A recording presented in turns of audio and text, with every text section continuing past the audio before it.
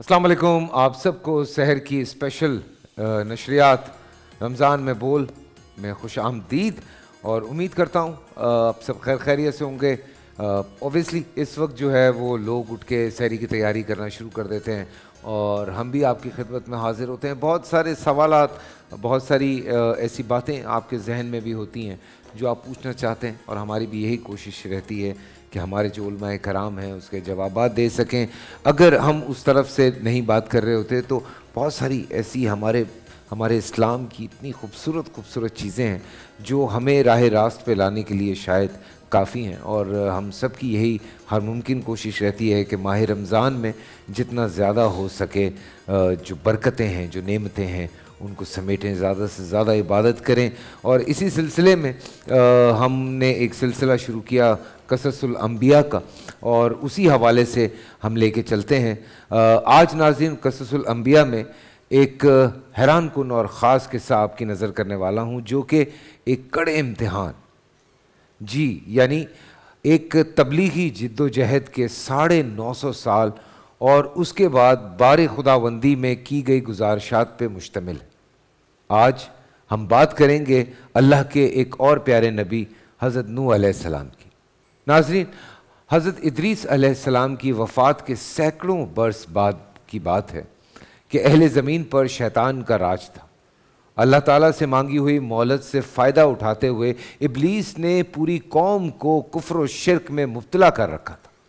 घर बुत कदे बन चुके थे और 5 बुतों को अपना माबूद तसव्वुर कर लिया गया था। उन्हीं 5 बुतों को उन्होंने मुश्किल कुशा और हाजित रवा ठहरा रखा था। कुरान करीम ने उन बुतों के नाम 2 स्वा, यगूस, यऊक और नसर बताए हैं जो कि सूरह नूह में मौजूद हैं। लोग अंबिया सामीन यानी अबुल बशर हज़रत आदम अलैहिस्सलाम, हज़रत शीस अलैहिस्सलाम और हज़रत इदरीस अलैहिस्सलाम की तालीमात को यकसर भुला चुके थे। इब्लीस अपनी कारकर्दगी पर बहुत खुश था और उधर आसमानों पर फरिश्ते अहले ज़मीन की मखदूश हालत और शैतान की कामयाबी और उसके मकरो फ़रेब पे हैरान भी थे और परेशान भी। उनकी निगाहें बार बार बैतुल अमूर की जानिब उठती। वो मुंतज़िर हैं कि अल्लाह कब उनकी तबाही और बर्बादी का हुक्म नाजिल फरमाए, लेकिन अल्लाह के फ़ैसले तो बड़ी हिकमत के होते हैं। अल्लाह ताला का दस्तूर है कि जब उसकी नाफरमानियाँ अपनी इंतहा को पहुँच जाती हैं तो वो नबी माबूस फरमाता है और अगर कौम नबी की बातों को भी ना माने तो कहर इलाही नाजिल होता है। चुनाचा अल्लाह ताला ने उस कौम ही में से एक नेक शख्स हज़रत नूह अलैहिस्सलाम को नब्वत के जलीलुल मुक़द्दर मनसब पे फाइज फरमाया। कुरान करीम में इरशाद है, हमने नूह को उनकी कौम की तरफ भेजा। उन्होंने उनसे कहा, मैं तुमको खोल खोल कर डर सुनाने और ये पैगाम पहुँचाने आया हूँ कि अल्लाह के सिवा कोई और माबूद नहीं है। अगर तुम इसी तरह कुफ्र व शिर्क में मुब्तला रहे तो मुझे डर है कि तुम किसी सख्त इज़ाब इलाही में ना मुब्तला हो जाओ। लेकिन कौम ने उनकी हिदायत को हकारत से ठुकरा दिया। हज़रत अब्दुल्ला बिन अब्बास से रिवायत है कि अल्लाह ताला ने हज़रत नूह को 40 बरस की उम्र में नब्वत अता फरमाई। तूफ़ान से पहले आप मुसलसल 950 बरस तक अपनी कौम को वाज़ो तबलीग करते रहे। कुरान करीम में अल्लाह ताला इरशाद फरमाते हैं, और हमने नूह को उनकी कौम की तरफ भेजा तो वो उनमें 50 बरस कम 1000 बरस रहे। यूं कुरानी तसरीह के मुताबिक उनकी उम्र 950 बरस से मजावज़ होती है। हज़रत नूह अलैहिस्सलाम तवील अरसे से हमा वक्त तबलीग दीन में मसरूफ़ रहे, बावजूद अपनी कौम की बेरा रवी पर बड़े दिल गिरफ्ता रहते। उनकी कौम उन्हें तरह तरह की अज़ियतें देती, उन पर मसाइब के पहाड़ ढहाती, लेकिन वो सब्र करते और उनके दुआए खैर करते रहते। हज़रत इब्ने अब्बास रज़ी अल्लाह ताला अन्हु से कि रिवायत है कि नबी करीम सल्लल्लाहु अलैहि वसल्लम ने फरमाया कि किसी नबी को अपनी कौम के हाथों इतनी तकलीफ़ और अजियत नहीं पहुँची जितनी हज़रत नूह अलैहिस्सलाम को अपनी कौम के हाथों बर्दाश्त करनी पड़ी। काफिर उनको डराते, धमकाते, तबलीग से बाज रखने के लिए इतना मारते कि वो बेहोश हो जाते। कभी उनके गले में फंदा डालकर बाजारों में घसीटते। حضرت ابن عباس سے ایک اور روایت منقول ہے کہ ان کی قوم انہیں اتنا مارتی تھی کہ وہ گر جاتے تو ان کو کمبل میں لپیٹ کر کسی مکان یا ویرانے میں ڈال دیتے اور سمجھتے کہ وہ انتقال کر گئے، مگر پھر بھی جب ان کو ہوش آتا تو وہ دوبارہ اپنی قوم کو راہ حق کی طرف بلانے میں مصروف ہو جاتے۔ اس طویل جد و جہد کے نتیجے میں صرف 80 لوگ ایمان لائے۔ حضرت نوح علیہ السلام قوم کی بدحالی پر بہت غمگین رہتے، لیکن امید کا دامن نہ چھوڑتے، مگر کب تک؟ آخر طویل اور سخت ترین کاوشوں کے بعد وہ لمحہ آ ہی گیا جب آپ قوم سے مایوس ہو کر اپنے رب کے سامنے معروضات پیش کرنے پر مجبور ہو گئے۔ اللہ تعالیٰ کا قرآن میں ارشاد ہے، اللہ سے عرض کی ہے کہ اے پروردگار، میں اپنی قوم کو دن رات بلاتا رہا لیکن وہ میرے بلانے سے اور زیادہ بھاگتے رہے۔ میں نے جب کبھی انہیں بخشش کی طرف بلایا یعنی توبہ کی جانب تو یہ اپنے کانوں میں انگلیاں ڈال لیتے، اپنے چہروں کو کپڑوں سے چھپا لیتے اور ضد، تکبر اور غرور کرتے۔ میں نے ان کو اعلانیہ، خفیہ عرض کیا، ہر طرح سے سمجھایا، کہا کہ اپنے پروردگار سے معافی مانگو، وہ بڑا معاف کرنے والا ہے، وہ تم پر آسمان سے پانی برسائے گا، تمہاری مالی اور اولاد میں ترقی دے گا، تمہیں باغ عطا کرے گا، تمہارے لیے نہریں بہا دے گا۔ آخر تم کو ہوا کیا ہے؟ تم اللہ کی عظمت کا اعتقاد کیوں نہیں کرتے؟ حالانکہ اس نے تم کو کئی طرح سے بنایا ہے۔ کیا دیکھتے نہیں کہ اللہ نے کس طرح سے 7 آسمان اوپر تلے بنائے ہیں اور ان میں چاند کو خوب جگمگاتا ہوا اور سورج کو چراغ بنایا، اور اللہ ہی نے تم کو زمین سے ایک خاص طریقے سے پیدا کیا، پھر وہ تمہیں اس زمین میں واپس لے جائے گا اور اس سے یکا یک تم کو نکال کے کھڑا کر دے گا۔ اور اللہ نے زمین کو تمہارے لیے فرش کی طرح بچھا دیا تاکہ تم اس کے اندر کھلے راستوں پر چلو۔ حضرت نوح علیہ السلام نے کہا، میرے رب، انہوں نے میری بات رد کر دی اور ان رئیسوں کی پیروی کی جو مال اور اولاد پا کر اور زیادہ نامراد ہو گئے ہیں۔ ان لوگوں نے بڑا بھاری مکر کا جال پھیلا رکھا ہے۔ انہوں نے یعنی رئیسوں نے کہا کہ اپنے معبود کو ہرگز نہ چھوڑنا، اور ود اور سوا اور یغوث اور یعوق اور نصر کو کبھی بھی ترک نہ کرنا۔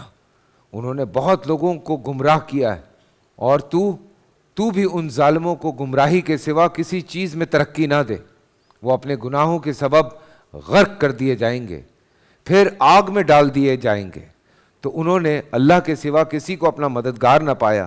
حضرت نوح علیہ السلام نے دعا کی کہ میرے پروردگار، کسی کافر کو روئے زمین پر بسنے والا نہ چھوڑ، اگر تو نے ان کو چھوڑ دیا تو یہ تیرے بندوں کو گمراہ کریں گے، ان کی نسل سے بھی پیدا ہوں گے اور وہ بھی بدکار اور سخت کافر ہی ہوں گے۔ اے میرے پروردگار، مجھ کو، میرے والدین کو اور ہر اس شخص کو میرے گھر میں مومن کی حیثیت سے داخل ہوا اور سب مومن مردوں اور عورتوں کو معاف کرتے اور ظالموں کے لیے اور زیادہ تباہی بڑھا۔ حضرت نوح علیہ السلام کی گزارشات بارگاہ خداوندی میں قبول فرما گئی اور اللہ تعالیٰ نے ان کی طرف وحی نازل فرمائی۔ اس سلسلے کو آج یہیں پہ رکتے ہیں، کل سے پھر حضرت نوح علیہ السلام کا جو واقعہ ہے اس پہ آگے بڑھیں۔ ہمارے علماء کرام یہاں پہ موجود ہیں، ان کی طرف بڑھتے ہیں۔ آپ کے بہت سارے ایسے سوالات ہیں، اور السلام علیکم۔ السلام علیکم حضرات، السلام علیکم۔ امید کرتا ہوں سب خیریت سے ہوں گے۔ الحمدللہ آج بھی افطار کے وقت بڑی خوبصورت بات رہی اور ایک اچھا سلسلہ بات چیت کا چلتا رہا۔ خواتین کے حوالے سے، ان کے حقوق کے حوالے سے بڑی خوبصورت بات چل رہی تھی، اور میرے خیال سے تقریباً ہر طرح سے ان چیزوں کو سمجھانے کی کوشش کی۔ جو آج اس بات کو تھوڑا سا آگے بڑھانے کی ضرورت ہے، وہیں سے اس سلسلے کو تھوڑا سا آگے ہم بڑھانا چاہتے ہیں۔ ہم چاہتے ہیں کہ ایسی بہت ساری خواتین ہیں جن کے میسیجز بھی آ رہے تھے، جیسے ہماری ایک بہن کا میسیج آیا اور وہ خاصی پریشان ہیں۔ پروفیسر صاحب، مفتی ابو محمد صاحب، مفتی نوید صاحب، ہمارے شہیدی صاحب، آپ سب سے یہ میں بات کرنا چاہ رہا ہوں، شاہ صاحب بھی، ہماری بہن بہت پریشان ہے، اور مسئلہ ان کے ساتھ یہ درکار ہے کہ تقریباً وہ کہتی ہیں کہ ان کے جو ہسبینڈ ہیں ان کو 3 سال سے زیادہ کا عرصہ ہو گیا ہے باہر گئے ہوئے، اور اس اثنا میں وہ واپس نہیں لوٹے ہیں، اور کہتی ہیں کہ اس کی وجہ سے کوئی خاص ان سے اتنی بات چیت بھی نہیں ہے، اور صرف مالی طور پہ وہ امداد کر رہے ہیں، باقی اور کسی قسم کا کوئی کنیکشن نہیں ہے ان کے جو ہسبینڈ ہیں ان کے اور میرے بیچ میں. اور وہ کہتی ہیں کہ مطلب مجھے بھی کسی کے سہارے کی ضرورت ہے، مجھے بھی کسی کی ضرورت ہے. اس طرح سے میں کیسے سسٹم کو لے کے چل سکتی ہوں؟ بسم اللہ الرحمن الرحیم. دیکھیے یہ جو صورتحال ہے یہ ہماری ایک بہن کی نہیں ہے، پاکستان میں مختلف گھرانوں میں یہ صورتحال ہے. ہوتا یہ ہے کہ جلدی شادی ہوتی ہے اور شادی کے بعد کچھ عرصہ لڑکا اپنی بیوی کے ساتھ رہتا ہے، پھر اسے باہر بھیج دیا جاتا ہے کمانے کی غرض سے. تو اس سے کئی مسائل جو ہے وہ جنم لیتے ہیں. حالانکہ آپ دیکھیے شریعت اسلامیہ ہمیں کیا درس دیتی ہے. بیوی کے باقاعدہ حقوق ہیں، جس طرح شوہر کے حقوق ہیں. نبی رحمت صلی اللہ علیہ وآلہ وسلم نے فرمایا کہ اگر میں اللہ کے علاوہ کسی کو سجدہ کرنے کا حکم دیتا اور یہ جائز ہوتا تو میں بیویوں سے کہتا کہ وہ اپنے شوہروں کو سجدہ کریں. لیکن دوسری طرف بیوی کے حقوق ہیں، اس کا نان نفقہ ہے، اس کا کھانا پینا، یہ تمام تر چیزیں، اس کا گھر، اس کی رہائش، اور اس کے ساتھ ساتھ کچھ اور حقوق ہیں.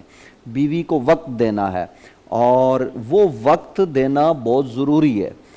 سیدنا حضرت فاروق اعظم رضی اللہ تعالیٰ عنہ نے جب باقاعدہ فوج کے نظام کو منظم کیا تو صحابہ کرام علیہم الرضوان جو مجاہدین تھے وہ آتے تھے اور مختلف جنگوں پر نکل جاتے تھے. تو آپ نے ایک باقاعدہ نظام وضع کیا کہ 4 ماہ سے زیادہ کوئی اپنے گھر سے دور نہ رہے. یہ قابل غور بات ہے فیصل بھائی. 4 ماہ تک وہ اپنی بیوی سے دور رہ سکتا ہے، پھر اس کو چھٹی دے دی جاتی تھی کہ جاؤ اپنی اہلیہ کے پاس جاؤ، اپنے گھر والوں کے پاس جاؤ. آج ہمارا المیہ یہ ہے کہ ایک شخص کمانے کی غرض سے وہ باہر چلا جاتا ہے، 3 4 5 سال وہ باہر رہتے ہیں. یہ بیوی کے حقوق پر ڈاکہ ہے. آخر اس کے بھی کچھ جذبات ہیں اس عورت کے، تو آپ اس کے جذبات سے کیوں کھلواڑ کرتے ہیں؟ اس کو وقت دیں، وہ آپ کے حق میں ہے. تو آپ کی بیوی ہے تو بیوی کے حقوق ادا کرنا آپ کے ذمہ ضروری ہیں. یہ کوئی طریقہ نہیں ہے کہ آپ اپنی بیوی کو چھوڑ دیں پھر وہ غیروں کی طرف دیکھتی رہے. صرف روٹی کھلانا ہی جو ہے نا وہ یہ کوئی حل نہیں ہے، بلکہ اس کے پاس پہنچنا. اور میں تو یہ کہتا ہوں کہ 4 ماہ سے زیادہ اپنے گھر سے دور نہیں رہنا چاہیے. سوال یہ ہوتا ہے کہ جناب پھر ہم کمائیں کہاں سے، کھائیں کہاں سے؟ یہ بھی ایک بات میں آپ کے گوش گزار کر دوں. آج ایک بڑا مسئلہ ہے کہ جی بیوی بھی کام کرے گی، شوہر بھی کام کرے گا، سارے معاملات. آقا علیہ السلام کی بارگاہ میں ایک صحابی حاضر ہوئے اور عرض کی یا رسول اللہ صلی اللہ علیہ وسلم میرے حالات بہت تنگ ہیں اور میں بہت پریشان ہوں مالی طور پر، کیا کروں؟ تو نبی علیہ السلام نے فرمایا نکاح کرو. اس نے کہا جی میں تو آلریڈی شادی شدہ ہوں، نکاح یافتہ ہوں. نبی علیہ السلام نے فرمایا اور نکاح کرو. تو اس نے حضور کے حکم پر دوسرا نکاح کیا. پھر کچھ عرصے بعد حاضر ہوا، یہ صحیح حدیث عرض کر رہا ہوں، تو پھر نبی علیہ السلام سے یہی شکایت کی تو نبی رحمت صلی اللہ علیہ وسلم نے فرمایا نکاح کرو. کیونکہ نکاح میں اللہ نے برکت رکھی ہے، رزق دینا اس پروردگار کے ذمہ ہے. آپ لوگوں کے حقوق ادا کریں. فیصل بھائی یہ بات بھی ہمیں ذہن میں رکھنی چاہیے، ہمارے ناظرین کو بھی سوچنا چاہیے. حقوق اللہ کے باب میں اللہ رحیم بھی ہے، کریم بھی ہے، غفور بھی ہے. آپ اگر نماز نہیں پڑھتے پڑھنی چاہیے، پابندی کرنی چاہیے، لیکن کسی سے کوئی کوتاہی اس باب میں ہو گئی، وہ اللہ کی بارگاہ میں حاضر ہو جائے، توبہ کرے، اللہ کی بارگاہ میں جھک جائے تو پروردگار کریم ہے، توبہ کو قبول کرنے والا ہے، معاف کر دیتا ہے. لیکن بندوں کے حقوق وہ ہیں جب تک بندہ معاف نہ کرے پروردگار معاف نہیں کرتا. اور بہت سارے شوہر قیامت کے دن ایسے ہوں گے جو بیویوں کے حق میں پکڑے ہوئے جہنم میں جائیں گے، حالانکہ ان کے باقی اعمال ٹھیک ہوں گے. سوال یہ ہوگا کیوں جا رہے ہیں؟ تو بتایا یہ جائے گا کہ انہوں نے اپنی بیویوں کے حقوق ادا نہیں کیے. اس لیے شوہروں کو چاہیے کہ وہ اپنے گھروں سے دور نہ رہیں. باہر ملک نہیں، یہاں کراچی شہر میں لوگ رہتے ہوئے کئی ماہ تک گھر نہیں جاتے. پنجاب سے کوئی کراچی آیا ہوا تو وہ واپس پلٹ کے نہیں جاتا. یہ ظلم ہے اس عورت کے ساتھ، یہ زیادتی ہے، اور اس حوالے سے جواب دینا ہوگا قیامت کے دن بھی اور دنیا میں بھی. اس کا کوئی حل ہے؟ مطلب یہ ہماری بہن نے جو بات کی تھی مفتی صاحب آپ سے بھی اور پروفیسر صاحب آپ سے میں پوچھنا چاہ رہا ہوں बिस्मिल्लाह वस्सलातु वस्सलामु अला रसूलिल्लाह व अला आलिहि व सहाबिहि अजमाइन व बाद। देखिए, औरत जो है जब शादी हो जाती है उस वक्त सिर्फ़ औरत का हक़ ये नहीं कि उसे खाने पीने के लिए, तो उसके अलावा भी ज़रूरियात है। अगर कोई शख्स वो ज़रूरत पूरी नहीं कर सकता, इस काबिल नहीं है कि वो ज़रूरत पूरी कर सके, औरतों को हक़ हासिल है, उसे खुला ले ले। इसी तरह जो शख्स बाहर चला गया है, सालों साल बाहर है, उसने बाहर रहकर अपनी बीवी के ईमान को आजमाइश में डाल दिया, उस बीवी का हक़ है कि वो अदालत से खुला मांग ले उसे। उसका हक़ सिर्फ यही नहीं कि उसे खाए और पिए, कोई हैवान नहीं है कि वो खाने और पीने के लिए पैदा हुई, इसके अलावा उसकी और ज़रूरियात भी है, उनको पूरा करना भी ज़रूरी। शादी का यही मकसद है कि इंसानी नस्ल की बका, इंसानी नस्ल की अफजाइश। जब इंसानी नस्ल की अफजाइश ही नहीं हो रही कि शौहर कहाँ बैठा हुआ, बीवी कहाँ बैठी हुई है, और वो जाने वहाँ क्या कर रहा है, औरत तो यहाँ आज़माइश में पड़ी हुई। ऐसे मर्दों को तंबीह करनी चाहिए, बल्कि जो उनके अजीज़ व अकारिब हैं, रिश्तेदार, उनको इस मौके पर उठना चाहिए और उस पर पाबंदी लगानी चाहिए कि मियाँ तुम हर 4 माह बाद, जैसे शेख साहब ने फरमाया, घर आओगे, छुट्टी लेकर आओगे। तो ये हकीकत ये है, जैसे मौलाना ने फरमाया, ये जुल्म है। इसमें कोई ऐसा रूल नहीं है कि निकाह कायम रहता है इतने अरसा? निकाह तो कायम होगा जब तक खुला, अगर खुला ले तो फिर ख़त्म हो जाएगा। अच्छा। निकाह फिर वो ख्याल है कि मेरा शौहर मेरे हुकूक अदा नहीं कर रहा, उसका हक़ हासिल निकाह कायम रहता है, अदालत में जाए, अदालत उसको निकाह खुला दे देगी उसको। अच्छा, ले सकती है औरत खुला। तो अगर वो तलाक दे तो अलग, वो तो खुला इसका हक़ है उसका, कि जब शौहर उसके हकूक़ अदा नहीं कर रहा तो उसका हक़ हासिल, उसको हक़। चल हम यहीं से कंटिन्यू करते हैं, क्योंकि शहीदी साहब भी मुस्कुरा रहे हैं और मुफ्ती अबू मोहम्मद साहब भी मुस्कुरा रहे हैं। सो कोई ना कोई बात इन दोनों को जो है वो आ रही है, और ये दोनों उस हवाले से कोई बात करना चाह रहे हैं कि इस हवाले से कोई ज़रूर बात करनी चाहिए।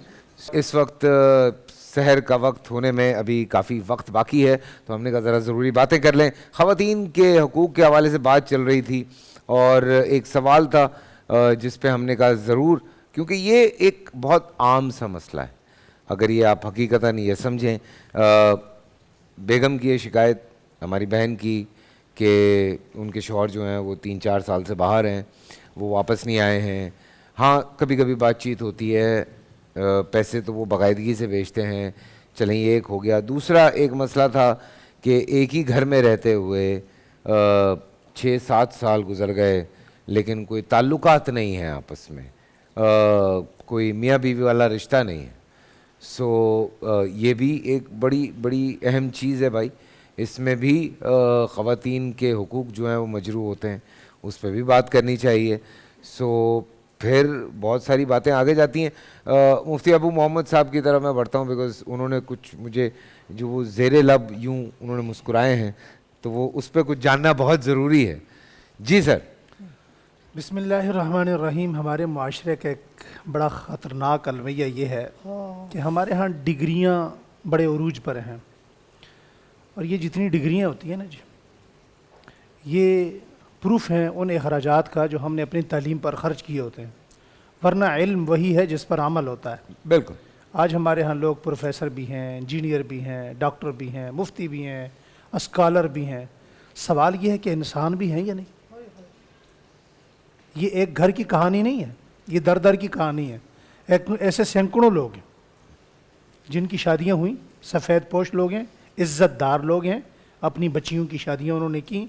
अब वो अपनी बच्ची के नाम के साथ तलाक या खुला का नाम बर्दाश्त न करने की वजह से कि मुआशरा क्या कहेगा, घर क्या कहेगा, ख़ानदान क्या कहेगा, लोग क्या कहेंगे, या उसके बच्चों को कई कई साल से पाल रहे हैं। आपने 3 साल की बात की, मेरे पास मोबाइल में भी एक केस मौजूद है, 27 साल से बंदा नहीं आ रहा। 27 साल से बंदा यूरोप में मौजूद है, बीवी को वक़्त नहीं दे रहा। अभी 2 दिन लगाकर इस खातून को समझाया कि आप खुला ले लें, जान छुड़ाएं। उसके बच्चे जवान हो गए, उरूज पा गए, कॉलेज यूनिवर्सिटियों में जा रहे हैं। مگر اس عورت کا کیا قصور ہے کہ جس کے والدین نے اسے پالا بڑا کیا، پوسا، اس کی تربیت کی، ایک باپردہ عورت، حیادار عورت، وہ تمہارے نکاح میں آئی، تم نے اس کی زندگی کے تمام جذبات کے ساتھ ایسے کھیلا کہ جس طرح کوئی دشمن کھیلتا ہے۔ آپ جواب دیں اس کے۔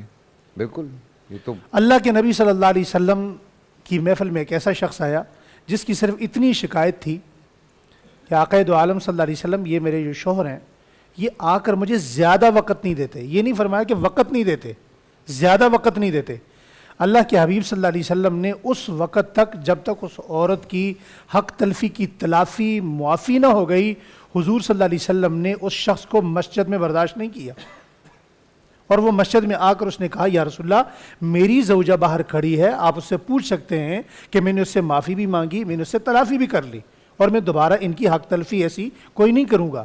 آج ہم حقوق کی بات کرتے ہیں، ہم کس کے ماننے والے ہیں؟ کبھی ہم نے سوچا کہ ہمارے نبی کا کیا نام ہے؟ ہمارے نبی نے اپنی ازواج کو حقوق کیسے ادا کیے ہیں؟ آخری وقت میں اماں خدیجۃ الکبریٰ، اللہ آپ کی قبر پہ کروڑوں کروڑوں خربوں خربوں رحمتیں نازل فرمائے۔ امت کی اس ماں نے آخری وقت میں اپنی سب سے چھوٹی اور صاحبزادی لاڈلی صاحبزادی حضرت فاطمہ الزہرا سے کہا کہ جا کر ابا جی سے کہو کہ آپ کے کندھے پر جو چادر ہے وہ مجھے دے دیں، وہ میرے پاس بھیج دیں۔ آقا دو عالم صلی اللہ علیہ وسلم مزاج شناس تھے، دوڑ کر تشریف لائے، آپ نے وہ چادر حضرت خدیجہ کے سر پہ ڈال دی۔ فرمایا چادر کیوں مانگی؟ فرمایا یہ چادر میں نے کہا کہ اس لیے مانگی کہ کہیں میرے سانس نکل جائے، میں دنیا سے چلی جاؤں اور میں کہہ نہ سکوں، یہ چادر مجھے اس لیے چاہیے کہ یہ آپ کے جسم اطہر سے مس ہو گئی، اور یہ چادر میں اسے اپنا کفن بناؤں گی تاکہ میری بخشش ہو جائے۔ حالانکہ وہ تو ویسی بخشش تھی، ان کی مغفور شدہ لوگ تھے۔ اس پر جو جواب آیا نا، وہ جواب اس امت کے تمام مردوں کو سننا چاہیے۔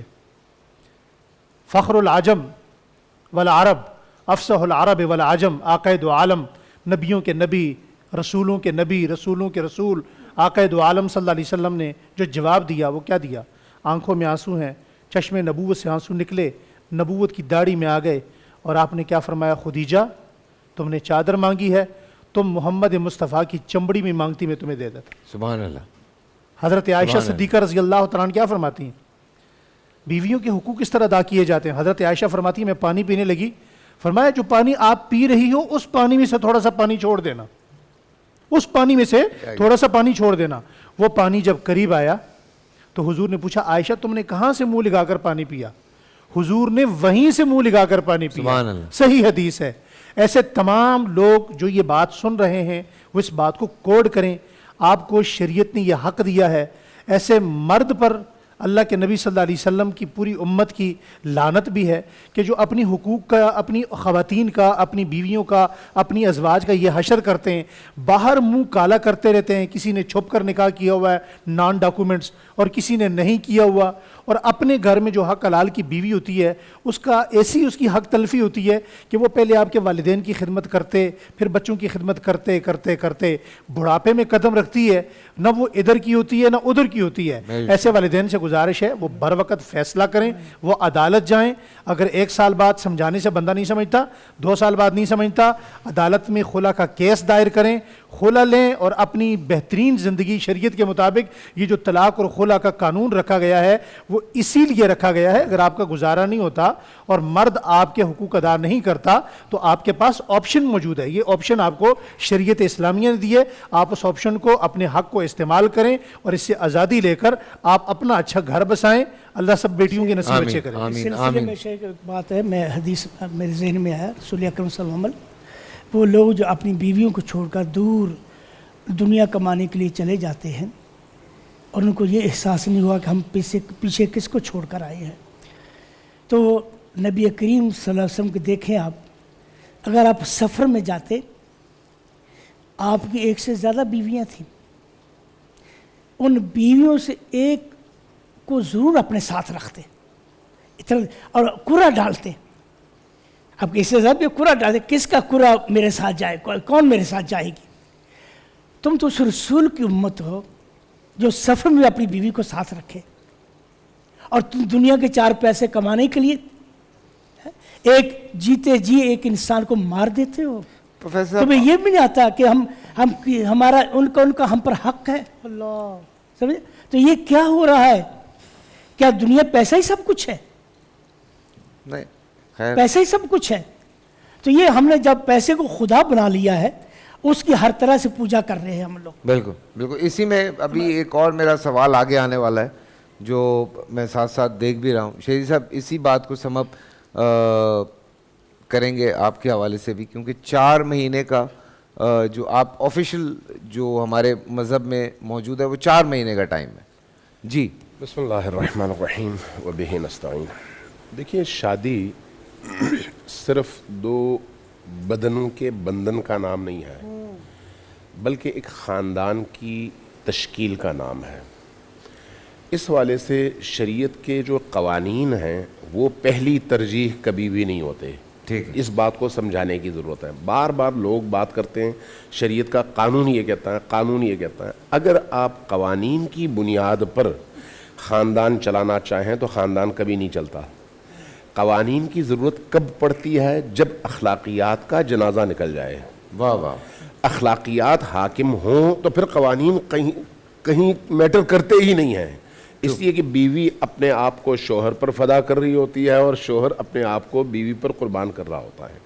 जब ऐसी फ़ज़ा हो घर के अंदर, तो फिर न बीवी का ये मुतालबा होता है कि तुमने मेरी फ़लान चीज़ पूरी नहीं की, और न शोहर का ये मुतालबा होता है कि तुमने मेरा फ़लान मुतालबा पूरा नहीं किया, चूँकि वहाँ पर ईसार है, वहाँ पर कुर्बानी है। लिहाजा पहली बात तो यह है कि शादी में इस फ़ज़ा और इस तरह की मोहब्बत का रिश्ता जो है उसको कायम होना चाहिए मियाँ और बीवी के दरमियान। दूसरी बात जो आपके सवाल से मुताल्लिक़ है वो बड़ा अहम है।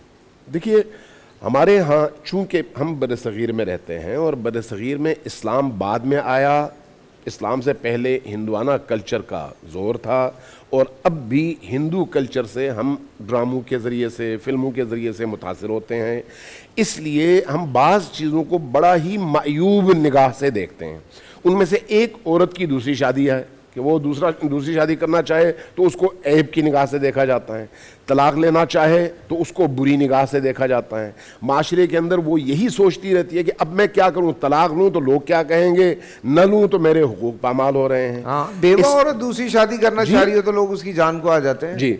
अब मसला इस्लाम का है। इस्लाम ने इसमें कोई शक नहीं कि तलाक को बिल्कुल भी नहीं पसंद फरमाया। हाँ। इस्लाम का हुक्म यह है कि तलाक बिल्कुल दुरुस्त नहीं है, तलाक नहीं होनी चाहिए। लेकिन जब औरत किसी वजह से परेशान हो और बंद गली में पहुंच जाए, या मर्द किसी वजह से बंद गली में पहुंच जाए, तो फिर कोई रास्ता तो होना चाहिए। बिल्कुल। जब ईसार और कुर्बानी से मामला हल न हो तो फिर शरीयत से मामला हल होगा, और शरीयत का एक हुक्म जहां निकाह का है वहीं पर तलाक का भी है। इसलिए तलाक को हाँ, खुला उसी तलाक में से एक उसकी शक्ल है ना।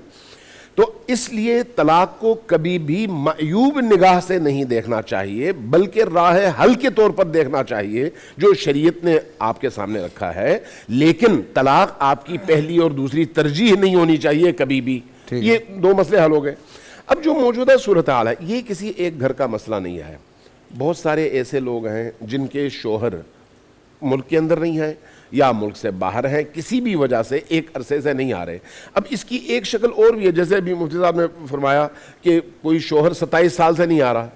शरीयत ने 2 चीज़ें रखी हुई हैं भाई, अगर कोई खातून और मर्द निकाह के रिश्ते में बंध जाते हैं तो उसके बाद शोहर पर फ़र्ज़ है, ये फ़र्ज़ फ़िक़ही में बात कर रहा हूँ, शरीयत का हुक्म बयान कर रहा हूँ, फ़र्ज़ है कि वो 4 महीने में कम अज़ कम एक बार बीवी के पास जाए। कम अज़ कम एक बार, ये उस पर फ़र्ज़ है। अगर वो ये काम नहीं करता तो उसने बीवी की हक तलफ़ी की है ना शहीदी साहब के। चलें आप वो क्योंकि हम समझ सकते हैं इस चीज़ को, काम करने वाले लोग के हो सकता है कि जी साल लग गया एडजस्ट होने में। हम आज के दौर के हिसाब से अगर बात करते हैं, साल कम से कम लगता है एक आदमी को स्ट्रगल करके इस बात को एडजस्ट मुकम्मल होने करूंगा, में। आपके सवाल का जवाब आ जाएगा। देखिए, मैं कह रहा हूँ शरीयत ने कम अज कम भी 4 महीने की कैद रखी है कि इस दौरान में कम से कम उसको एक दफा जाना चाहिए। लेकिन बाज़ औक़ात मजबूरी पेश आ जाती है, जैसे आपने कहा।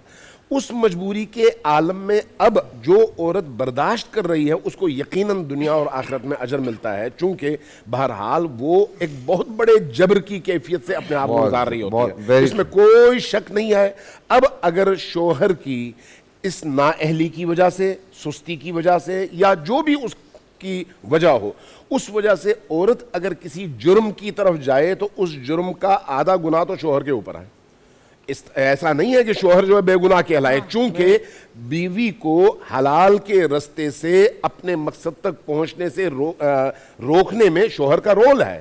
لہٰذا پہلی بات تو یہ ہے کہ بیوی نے جو صبر کیا، برداشت کیا، اس کو واقعی اس کو اجر عظیم ملے گا اللہ کی بارگاہ میں، جہاں پر اس نے اپنے ناموس کی حفاظت کیا ہے، اپنی عزت کی حفاظت کی ہے۔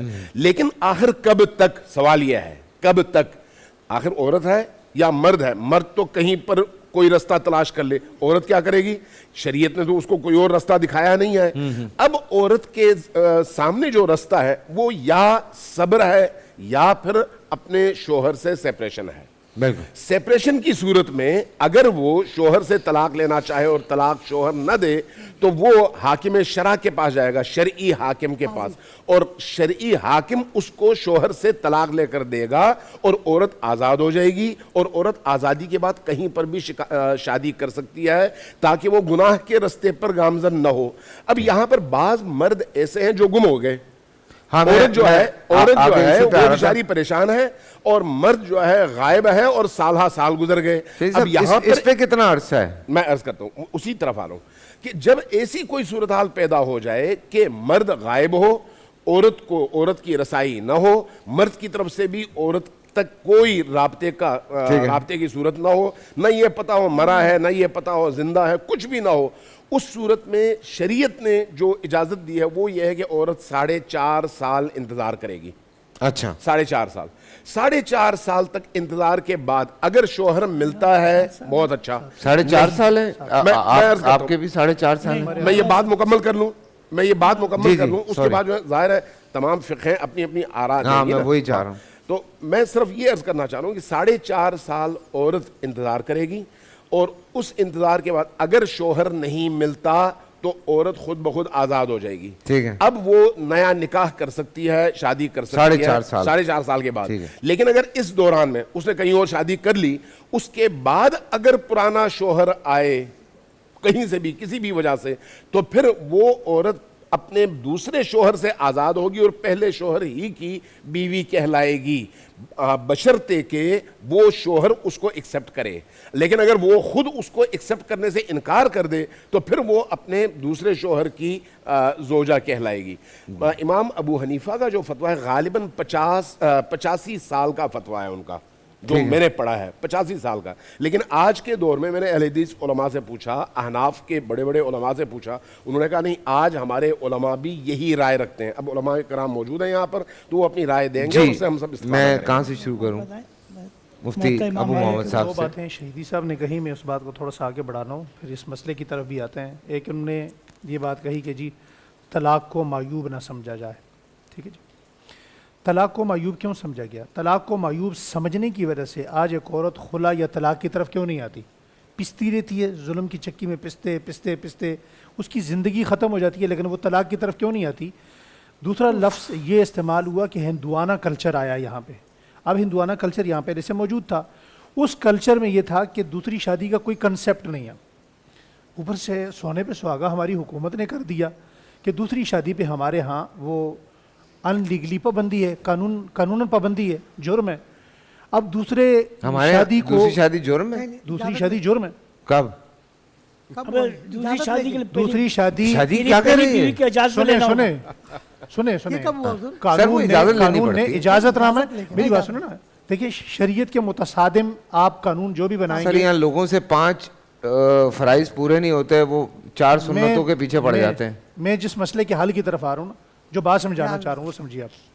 بعد میں یہ سمجھا رہا ہوں کہ طلاق کو معیوب کیوں سمجھا گیا۔ اگر دوسری شادی کی اجازت ہوتی تو بڑی آسانی کے ساتھ یہ بے شمار ظلم سہنے والی بچیاں فارغ ہو کے دوسرے بندے کے ساتھ اپنا نکاح کرتی، تو طلاق کو معیوب نہ سمجھا جاتا۔ سوری، میں ہاتھ جوڑ کے آپ سے معافی مانگ رہا ہوں، لیکن یہاں پہ بچیوں کی پہلی شادی کرنا اتنا مشکل ہوا ہوتا ہے، تو طلاق کے یہ اتنا بڑا ڈیلیما ہے ہمارے یہاں. یہ بھی تو معاشرے کا المیہ ہے نا کہ ہاں. شادی کو آپ نے مشکل بنا دیا. اتنا شادی کو آپ مشکل آسان ہے. بنا دیں. دراصل میں جتنی چیزیں ہیں نا جتنی چیزیں ہیں وہ شریعت کے خلاف ہو رہی ہیں نا. شریعت کے خلاف نہ ہو تو کوئی کام بھی مشکل نہیں ہے. بالکل. مجھے آپ تاریخ صحابہ میں صرف 2-4 صحابہ جو جنگ میں ایسے مقام پر کہ وہ نوجوان تھے, نکاح ہوا, جا کر شہید ہو گئے, اس کے علاوہ مجھے کوئی ایک صحابی بتائیں جس کا ایک نکاح ہو. اس وقت کوئی بھی عورت بیوہ متعلقہ صرف اتنا ہی وقت اپنے گھر میں رہتی جتنا وقت وہ عدت میں گزارتی. ٹھیک ہے. عدت سے فارغ ہونے کے بعد وہ فوری طور پہ ان کا نکاح ہو جاتا. ٹھیک ہے. ٹھیک ہے. اور شہیدی صاحب نے جو بات ابھی دوسری کہی کہ جی ان کے ہاں 4.5 سال ہے, ہمارے ہاں 4.5 سال نہیں ہے. احناف کے اندر 7 سال کا وقت مقرر ہے. اس کا بھی طریقہ کار یہ ہے کہ عورت اپنے اوپر 2 گواہ بنائے گی اور ان گواہوں سے کہے گی کہ آج کے دن سے میں انتظار شروع کر رہی ہوں اپنے شوہر کا.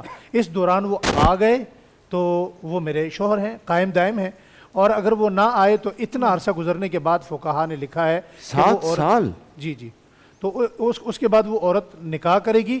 اور یہ جو دوسرا کنسیپٹ شہیدی صاحب نے بتایا یہ ہمارے ہاں نہیں ہے کہ وہ عورت آئے, کوئی پہلا والا مرد آ گیا تو وہ اس کے نکاح میں ہوگی, ایسا نہیں ہے. وہ جو دوسرے مرد سے اس کا نکاح ہوا وہ اسی کے نکاح میں رہے. اچھا صحیح. سو یہ جیسے محمد نے کہا ہے نا یہ کہ ہمارے ہاں دوسرا نکاح منع گورنمنٹ کے. منع کا مطلب یہ نہیں کہ انہوں نے پابندی لگا دی.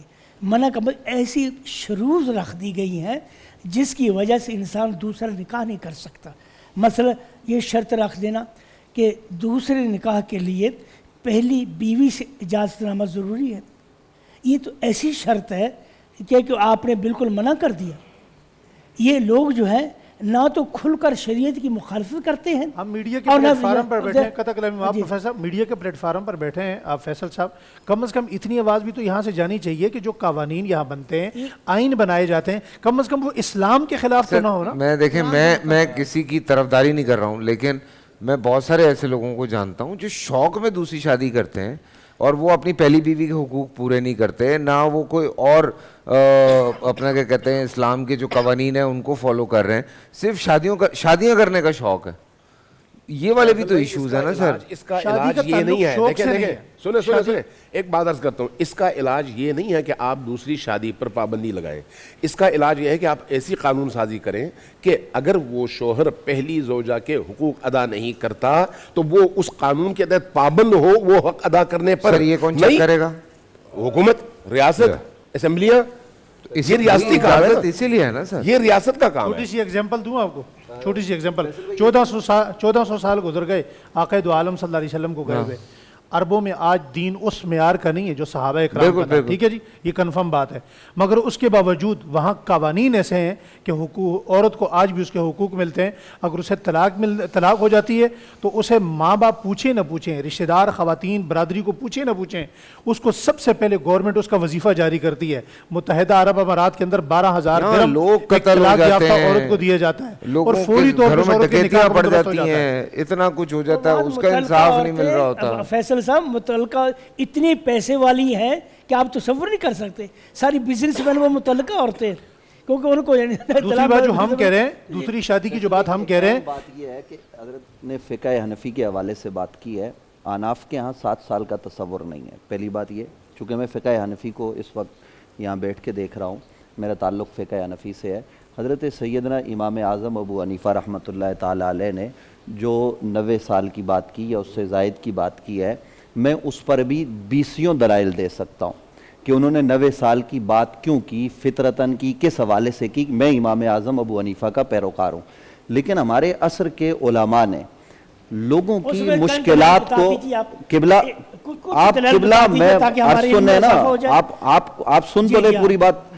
طریقہ کار یہ ہوتا ہے کہ آپ کسی کی بات کو کاٹتے نہیں. آپ نے جب گفتگو کی تو میں نے آپ کو کاٹا, میں تو 20 میں نے کہا میں دے سکتا ہوں, دے نہیں رہا, اس لیے کہ ہمارے عصر کے علماء نے, چونکہ ہمارے یہاں یہ گنجائش ہے کہ میں اگر حنفی المذہب ہوں تو بعض مسائل میں ہم دوسرے امام کے قول پر فتویٰ دیتے ہیں, تو ہمارے متاخرین علماء نے دوسرے جو ہمارے ائمہ ہیں ان کے قول پر فتویٰ دیا ہے، اور وہ فتویٰ 4-5 سال کا بھی ہے کہ آپ اس عرصے میں شوہر مفقود الخبر ہے، اس کی کوئی خبر کسی ذریعے سے نہیں ہوتی، تو وہ عورت اپنا دوسرا نکاح جو ہے وہ کر سکتی 4 ہے۔ سے 5 سال کا عرصہ۔ یہ 4.5 سال کا عرصہ حضرت امام احمد بن حنبل رحمۃ اللہ تعالیٰ علیہ کے قول کو ہم اس پر فتویٰ دیتے ہیں، اور وہ بھی اہل سنت کے امام ہیں، اس میں کوئی جو ہے وہ ایسی کبات والی بات نہیں ہے۔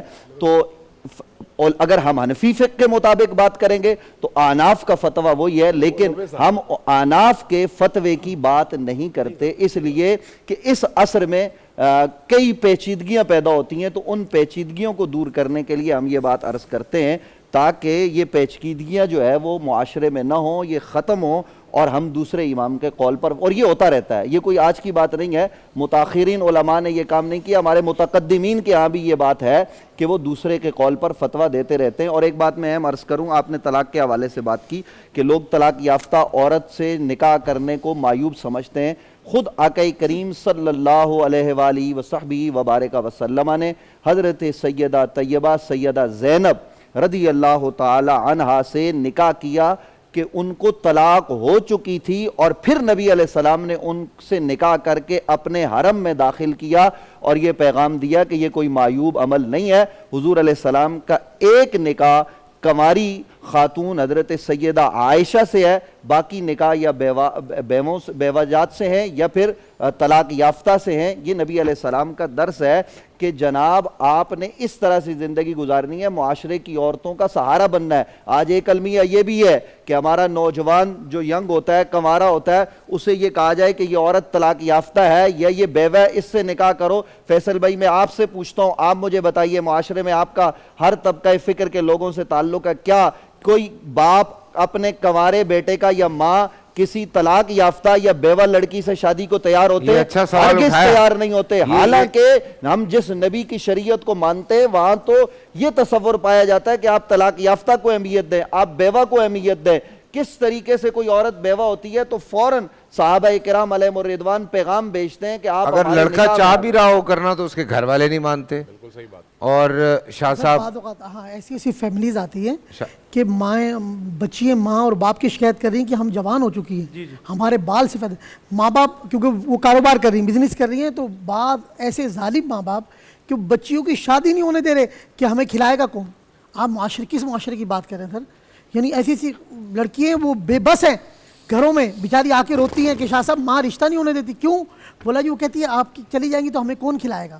ہمارے المیہ یہ ہم نے خدا اور رسول کو خوف خدا ختم ہو گیا سر۔ ایک اور پورا پلندہ اور کھول اسی دیا طرح شاہ صاحب نے۔ فیصل قریشی صاحب سر میں معذرت چاہ رہا ہوں، مجھے بریک پہ جانا ہے شاہ صاحب، یہیں سے آپ سے شروع کروں گا۔ کی بات ہے میں لکھ کے دیتا ہوں، پین دینا ہے، چھوٹا سا بریک سے واپس آ رہے ہیں، شاہ صاحب کو لکھ کے دینا ہے۔ میں نے بہت کم موقع ملتا ہے بعض اوقات۔ آگے بڑھتے ہیں، شاہ صاحب سے وعدہ کر کے گیا تھا میں کہ واپس آؤں گا، تو شاہ صاحب نے بھی ایک بہت بڑا پوائنٹ اٹھایا تھا بریک سے پہلے، اور ہم خواتین کے حقوق کی بات کر رہے تھے آج شام میں، اور بات وہ آگے بڑھتے بڑھتے، کیونکہ جب آپ لوگوں کے سوالات آ رہے ہوتے ہیں تو اوبویسلی ان سوالات کے جوابات کے لیے ریفرنسز بہت ضروری ہیں، اور جتنا بھی تھوڑا بہت میں سمجھ سکا ہوں، جان سکا ہوں، الحمدللہ اسی لیے بڑا فخر ہے مجھے اس بات پہ کہ پروردگار نے مجھے ایک مسلمان گھرانے میں پیدا کیا، کیونکہ اتنے حقوق تمام موجود ہیں، صرف پڑھنے کی آپ دوری ہے، باقی ہر چیز موجود ہے۔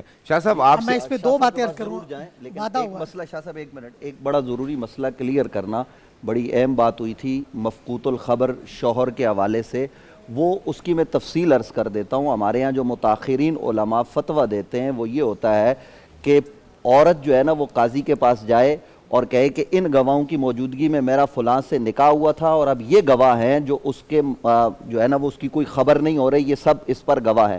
پھر عدالت بھی اس کی گمشدگی، اس کی تلاش شروع کرے، اور پراپر طریقے سے، جیسے جدید دور میں میڈیا ہے، ہر ذرائع سے اس کو تلاش کیا جائے، وہ نہیں ملتا تو قاضی اس عورت کو یہ کہے گا، یہ آغاز کی بات ہے، جب وہ مفقود الخبر ہو تو پھر اس کو کہے گا کہ 4 سال تم انتظار کرو۔ 4 سال کے بعد وہ پھر شوہر اپنا قاضی کے پاس جائے گی خاتون اور کہے گی کہ ابھی تک کوئی خبر نہیں ملی، پھر وہ اس کو کہے گا کہ اب تم ایام گزارو عدت کے اور اس کے بعد تم نکاح کر سکتے ٹھیک ہے 4 سال کے بعد بھی عدت ہے جی وہ تقریباً 4.5 سال پھر بن جاتے ہیں، جو ہم نے بات کی تھی وہی بات ہے۔ بسم اللہ الرحمن، اصل میں ہمارے پاس آپ کو پتہ ہے کیونکہ لوگ اپنے غم دکھ درد لے کے آتے ہیں بیچارے، یا کالز کرتے ہیں کہ وہ روحانی علاج کے حوالے سے، تو معاشرتی کئی برائیاں ہمارے سامنے ایسی ایسی نمودار ہوتی ہیں کہ جس پہ جو ہے نا وجود کانپنے لگ جاتا ہے۔ بالکل جیسے میں نے آپ کو عرض کی وقفہ میں ہم چلے گئے کہ وہ جوان بچیاں بیٹیاں جو گھروں میں ان کے رشتے بھی آ رہے ہوتے ہیں، لیکن وہ پڑھی لکھی ہیں، کاروبار کرتی ہیں یا اچھے روزگار پہ ہیں، تو بدقسمتی سے ایسے ہم ان کو کیا کہیں گے، ماں باپ جن کی ذمہ داری تھی بچیوں کو عزت کے ساتھ رخصت کرنا، وہ ان کو کہ بھائی یہ کما رہی ہے تو ہمارا گھر چل رہا ہے۔ تو اب جیسے حناف کے نزدیک شرعی مسئلہ بھی ہے، اگر بچی بالغ ہو جائے یا بچہ بالغ ہو جائے اور وہ شادی کا تقاضا کرے اور ماں باپ اگر اس میں یعنی کہ تاخیر کریں کسی عذر کے بغیر کہ ان کی خواہشات ہیں، شریعت نے ان کو اجازت دی ہے کہ وہ اپنا گھر آباد کریں، کہ نئی زندگی شروع کریں، تو معاذ اللہ اگر وہ گناہ کی طرف جاتے ہیں تو ان کے ماں باپ اس میں گناہ میں ان کے ساتھ شریک ہوں۔ اور دوسری بات حقیقت یہ ہے کہ قرآن پاک ہمارے لیے ضابطہ حیات ہے، انسانیت کی بقا ہے۔ جب ہم قرآن سے روح گردانی کریں گے تو یہ معاشرہ اس طرف جا رہا ہے۔ تو جب ہمیں ایک حل یہ بھی نظر آ رہا ہے کہ آپ کے سامنے عورتوں کی لڑکیوں کی تعداد بہت زیادہ ہے، اس طرح کے سینکڑوں واقعات ہیں جو گھروں میں بیٹھی رشتے نہیں ہو رہے، دوسری طرف شوہر ملک سے باہر ہے، تیسرا ایک المیہ یہ کہ کئی حقوق نہ ادا کرنے کے بعد مرد جو ہے وہ عورتیں بیچاری اپنی عزت اور تقدس اپنے ماں باپ کی عزت کی وجہ سے گھروں میں بیٹھی ہیں۔ تو قرآن کہتا ہے فَانْكِحُوا مَا طَابَ لَكُم مِّنَ النِّسَاءِ مَثْنَىٰ وَثُلَاثَ وَرُبَاعَ، جب یہ قرآن اختیار دے رہا ہے کہ کریں دوسرا تیسرا، جن کو اللہ نے پیسہ دیا ہے جو حق ادا کر سکتے ہیں، میں سمجھتا ہوں اگر وہ کسی بیوہ پر طلاق یافتہ پر ہاتھ رکھتے ہیں، ان سے نکاح کرتے ہیں، تو یہ معاشرے سے بہرا روی کا خاتمہ ہوگا۔ ہم نے اصل میں قرآن کو چھوڑ دیا حضور، اور اس طرح کے کئی واقعات کیا ہیں کہ بیچاری عورتوں کی عمریں گزر رہی ہیں اور لڑکیاں گھروں میں ہیں، بے یاروں مددگار ہیں، کئی بیچاری زندگی گزار دیتی ہیں۔ میں آپ لوگوں سے بحث نہیں کر سکتا، لیکن چونکہ میں اسی معاشرے میں رہتا ہوں اور ایک مرد ہونے کے ناطے میں جانتا ہوں، سمجھتا ہوں ان چیزوں کو، میں کوئی مخالفت نہیں کر رہا ہوں اس چیز کی، لیکن میرا دیکھیں آپ سب سے ایک ہی سوال ہے،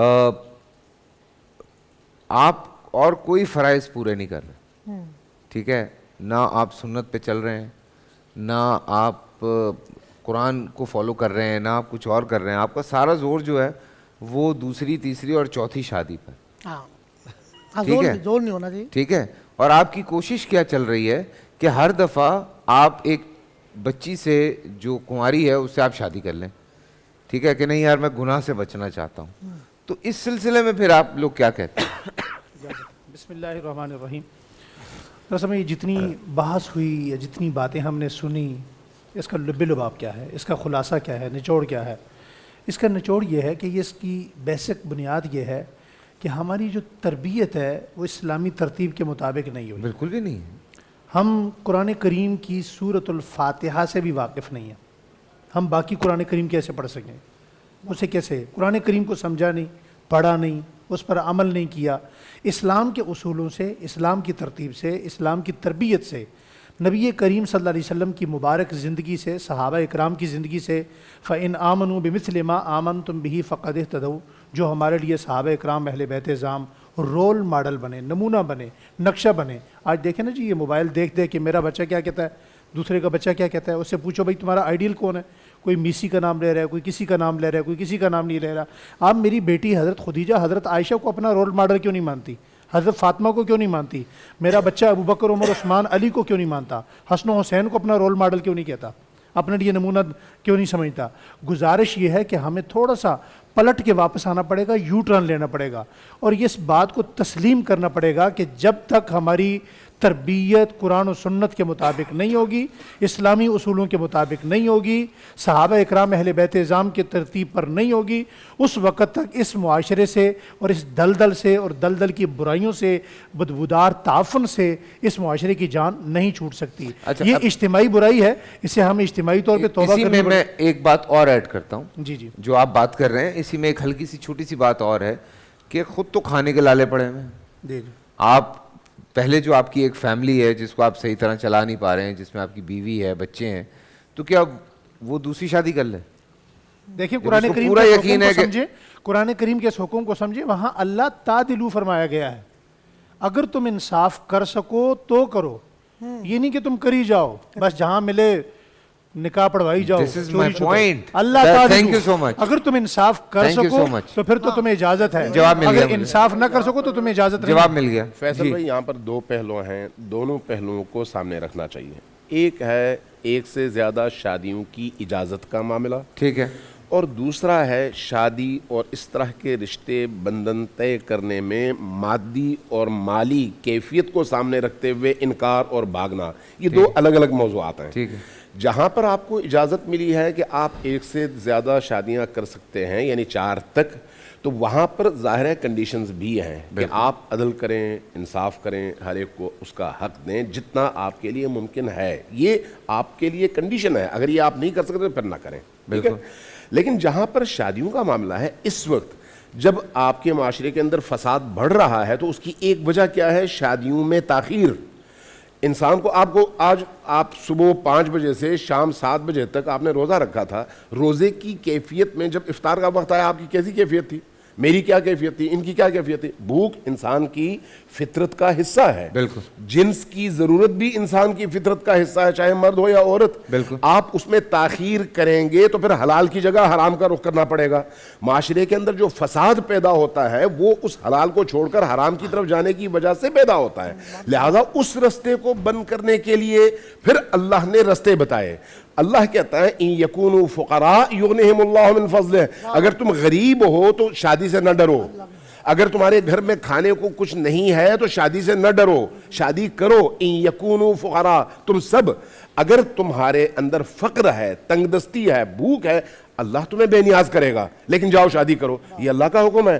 اللہ کے حکم کے مقابلے میں کہوں کہ میرے گھر میں نہیں ہے تو میں کیسے کروں، یہ غلط ہے۔ اب آپ سورہ طلاق کی 7ویں آیت آئے، ذرا دیکھیے، انسان تعجب کرتا ہے جب ان آیات کو پڑھتا ہے۔ اللہ کہتا ہے کہ اگر تم مشکلات کا شکار ہو مادی حوالے سے، پیسے نہیں ہیں، فقر ہے، بھوک ہے، گھر میں کچھ کھانے کو نہیں ہے، تو پھر کیا کرو؟ رستہ اللہ بتا رہا ہے، 7ویں آیت ہے سورہ طلاق کی۔ اللہ کہتا ہے کہ جاؤ جو کچھ تمہارے گھر میں ہے نا، اس میں سے جو کر سکتے ہو وہ نکالو، کسی غریب کو دے دو۔ آپ چیخ رہے ہیں خدایا میرے پاس کچھ بھی نہیں ہے، اور اللہ کہہ رہا ہے جاؤ جو ہے اس میں سے بھی دوسروں کو دو۔ کیوں؟ اس لیے کہ رزق کے دروازے تب کھلتے ہیں جب آپ اپنے آپ پر جبر کر کے اپنی خواہش کا گلا گھونٹ کر اللہ کی کسی مخلوق کی ضرورت پوری کرتے ہیں۔ جب آپ کسی اور کو روزی پہنچاتے ہیں تو اللہ اسی کو آپ کے روزی کھلنے کا دروازہ بنا دیتا ہے۔ یہ قرآن کی آیات ہیں، یہ کوئی کسی بزرگ کا قول نہیں ہے۔ جب قرآن کی آیات ہیں تو پھر ہمارا ایمان ہونا چاہیے کہ ہم اگر دیں گے تو اللہ ہمیں دے گا، ہم اگر اللہ پر اعتماد کریں گے اور اللہ کے حکم کی اطاعت کریں گے تو اللہ ہماری روزی کے دروازے اتنے کھولے گا جس کا آپ تصور بھی نہیں کر سکتے۔ لیکن شہیدی صاحب دیکھیں، میں تھوڑی سی اس پہ ایک چھوٹی بات کہنا چاہ رہا ہوں۔ دیکھیں اس سے پیچھے بھی بہت ساری ایسی آیتیں ہیں جس میں اوبیسلی ہمارے جو اس زمانے کے لوگ ہیں یا جو ہمارے انبیاء کرام ہیں یا ہمارے صحابہ کرام ہیں، جب ہم ان کی بات کرتے ہیں اوبیسلی دیکھیں محنتی لوگ تھے، کام کرتے تھے، مشقت کرتے تھے، مشقیں کرتے تھے، بہت کام کرتے تھے، ٹھیک ہے۔ کہیں کسی کی تنگ دستی ہو گئی تو وہ ایک الگ بات ہے، لیکن ان کو یہ پتہ ہے کہ وہ کچھ نہ کچھ کر لیں گے۔ آج کے دور میں اگر کوئی ان پڑھ ہے اور وہ پہلے ہی کسی اور کے سر پہ پل رہا تھا اور وہ پہلے سے ہی اپنا کیا کہتے ہیں مدد پہ چل رہا تھا، اور اس کے پاس نہ کوئی ہنر ہے، نہ اس کے پاس تعلیم ہے، نہ اس کے پاس کوئی اور چیز ہے، اور اس پہ یہ کرنا کہ کسی کی بیٹی کی شادی اس سے کروا دینا۔ آپ کی بات بالکل درست ہے۔ دیکھیں ہم بات کر رہے ہیں قانون کلی کی، ہاں، استثناءات کی بات نہیں کر رہے ہیں۔ اگر کوئی بھی شخص، آپ پاکستان کے معاشرے میں پڑھے لکھے لوگوں کا ریشو کیا ہے، لیکن پاکستان کی معیشت کو چلانے والوں کی اکثریت ان پڑھ لوگوں کی ہے، مزدوروں کی ہے، کام کرنے والوں کی ہے، محنت کشوں کی ہے، محنتی لوگ ہیں نا۔ میں یہی کہہ رہا ہوں، محنت کشوں کی ہے۔ یہ جو آپ بات کر رہے ہیں بالکل درست کہہ رہے ہیں، اس میں کوئی شک نہیں۔ آپ جب رشتہ کریں تو آپ یہ دیکھیں سامنے والا محنتی ہے یا نہیں ہے، غیرت مند ہے یا نہیں ہے, اپنی بیوی کو اپنے ہاتھ سے محنت کر کے کھلا سکتا ہے یا نہیں کھلا سکتا, یہ شرائط اس میں ہونی چاہیے. آپ سے کسی نے نہیں کہا کہ کسی بیمار ذہنیت کے حامل کو, کسی پاگل کو, کسی سست آدمی کو, نفسیاتی مریض کو, جو خود دوسروں پر بوجھ ہو, ایسے شخص کو اپنی بیٹی دے. کوئی بھی اس بات کی اجازت نہیں دیتا. بچہ اس کا مطلب یہ ہے شادی کر دو پھر کچھ کرنے لگے گا. ہمارے یہاں تو یہ بھی ایک قطعاً نہیں. اس کا مطلب یہ ہے کہ آپ بیلنس کر کے چلیں. بالکل. کلی قانون پورے معاشرے کے لیے ہے, اور وہ یہ ہے کہ اس لیے نہ ڈرو کہ تمہاری نوکری نہیں ہے, اس لیے نہ ڈرو. مجھے یاد پڑ رہا ہے, اس لیے نہ ڈرو کہ تمہارے پاس بینک میں پیسہ نہیں ہے. مفتی ابو محمد صاحب نے دوسرے یا تیسرے روزے پہ ایک بڑی خوبصورت بات کی تھی کہ ہم نے دین وہ بنا لیا ہے جو مجھے پسند ہے, تو ہم اس وقت وہ والی آیتیں کوٹ کر دیتے ہیں جو ہمیں پسند ہے. بالکل ایسے, ٹھیک ہے نا, تو ہم صرف اس چیز کو لے کے چلتے ہیں. تو اس میں آگے پیچھے دیکھنا بہت ضروری ہے. دیکھیں یہ جو بات ہو رہی ہے اس میں یہ چیزیں انڈرسٹینڈ کرنا بہت ضروری ہے کہ لوگ کئی دفعہ علماء کرام کا اس بات پہ نعوذ باللہ مذاق اڑا رہے ہوتے ہیں کہ بھئی یہ تو شادیوں کے فیور میں, بھئی یہ تو فلاں کے فیور میں, بھئی یہ تو. دیکھیں یہ کوئی بات وہ نہیں کر رہے جو میرے اللہ نے نہیں کہی. کوئی ایسی بات یہاں پہ بیٹھے علماء یا کہیں پہ بھی بیٹھے جو علماء ہیں وہ یہ بات نہیں کرتے جو قرآن پاک میں نہ ہو یا احادیث میں نہ موجود ہو. پھر بھی احادیث کی کچھ باتوں کو یہ چھوڑ دیتے ہیں, لیکن جو قرآن پاک کی باتیں ہیں ان کو نہیں چھوڑتے. تو لیکن آگے پیچھے بہت کچھ دیکھا جاتا ہے, سمجھا جاتا ہے. آپ بھی اس چیز کو انڈرسٹینڈ کیا کریں. یہ میں جانے سے پہلے آپ سے ایک درخواست کرنا چاہ رہا ہوں, مجھے میسیج آیا ہوا تھا آپ کی فیلڈ سے متعلق کہ پاکستان میں بہت ساری ذہن سازی کرتے ہیں ڈرامے جو ہمارے ملک میں بنائے جاتے ہیں, جو ہماری عورتیں افطار کے وقت ہم بریک سے آگے بات کریں اور اس پہ لمبی بات کریں, بریک پہ آگے سے بات. ٹھیک ہے, اس کی ایک بات کا جواب میں دوں گا آپ کو. اور بڑی ایک انٹرسٹنگ ڈسکشن چل رہی تھی شاہ صاحب سے, ہم نے بات کی, اور میرے پیارے بھائی محمد شاہ صاحب سے جب میں بات کرتا ہوں بریک آ جاتی ہے. پتہ نہیں ان دونوں کا کیا لینا دینا ہے آپس میں. شاہ صاحب آپ برکتی ہیں, پچھلے سال بھی یہی ہو رہا تھا سر. آپ برکتی ہیں. آپ کو پتہ ہے ہم آپ سے بات کرنے لگتے ہیں پیسے آنے شروع ہو جاتے ہیں, روزی بھی آتی ہے, روٹی روزی بھی آئے. بڑا میں نے آپ سے ایک چھوٹا سا سوال کیا تھا, بچوں کی بنائی یا بڑوں کی بنائی کے لیے کوئی پڑھنے کے لیے کوئی چیز بتا دیں. اللہ تعالیٰ اس میں بسم اللہ الرحمن الرحیم, اس کے لیے بڑا ایک اہم وظیفہ ہے. تھوڑا سا اسباب پہ بھی غور کر لیتے ہیں. جی سر بہت زیادہ موبائل فون کا استعمال, اور اسی طرح خاص طور پر جو ہے کیا نام ہے اس کا ہمارے یہاں iPad, tablet, laptop. Shah صاحب پچھلے دنوں تو پرابلم ہو گیا تھا بچوں کا, خاص طور سے بڑوں کا بھی, کہ وہ سارا کام ہی گھر سے ہو رہا تھا. تو وہ کام ہی یا تو لیپ ٹاپ سے ہو رہا تھا یا آئی پیڈ پہ ہو رہا تھا یا فون پہ ہو رہا تھا. تو وہ تو مجبوری بھی ہو گئی تھی تھوڑی. اس کے لیے خاص وظیفہ ہے. قرآن پاک کی ایک آیت ایسی ہے اس میں اسم اعظم بھی ہے. قرآن پاک کی ایک آیت جس میں اسم اعظم بھی ہے, اور سیدی اعلیٰ حضرت امام اہل سنت نے فتاوی رضوی میں لکھا ہے کہ جو اس آیت کو ہر فرض نماز کے بعد پڑھے گا, اگر خدا نخواستہ اس کی بنائی لوٹ گئی ہو تو اس آیت کی برکت ہے کہ الحمدللہ وہ بھی واپس آ جائے. اللہ اکبر, یعنی آنکھیں ہمیشہ روشن رہیں گی ماشاءاللہ. اور یہ اتنی محبوب, اللہ کے پیارے محبوب صلی اللہ علیہ وسلم کی محبوب ترین آیت ہے. اللہ کے رسول صلی اللہ علیہ وسلم ہر فرض نماز کے بعد اس کو پڑھا کرتے تھے. اس کو ہم کہتے ہیں آیت الکرسی.